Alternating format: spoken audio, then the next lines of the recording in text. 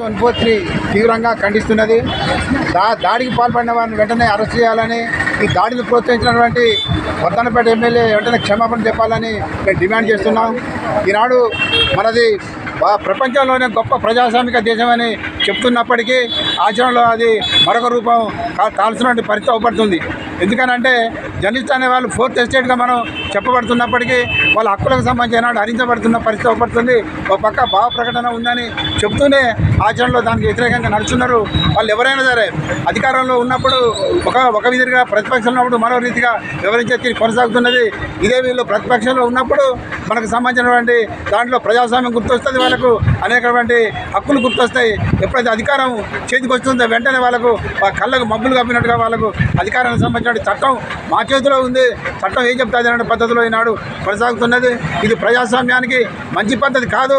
ఇది ప్రజాస్వామ్యానికి గొడ్డలి పెట్టి లాంటిది. ఈ విధానాలని స్వచ్ఛ చెప్పాల్సిన అవసరం ఉంటుంది.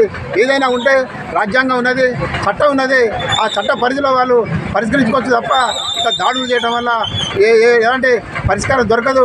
భవిష్యత్తులో ఇదే విధంగా కొనసాగితే రాష్ట్రంలో ఉన్నటువంటి జర్నలిస్టులు అందరం కూడా ఐక్యంగా ఇట్లాంటి వాటికి మేము బుద్ధి చెప్పాల్సిన పరిస్థితి వస్తుంది. ఇప్పటికైనా మీరు మీ విధి విధానాలను మార్చుకొని ప్రజాస్వామ్య పద్ధతులలో మీరు వ్యవహరించాలని మేము డిమాండ్ చేస్తూ, దాడికి పాల్పడ్డవా వారిని వెంటనే అరెస్ట్ చేయాలని మరోసారి డిమాండ్ చేస్తున్నాం.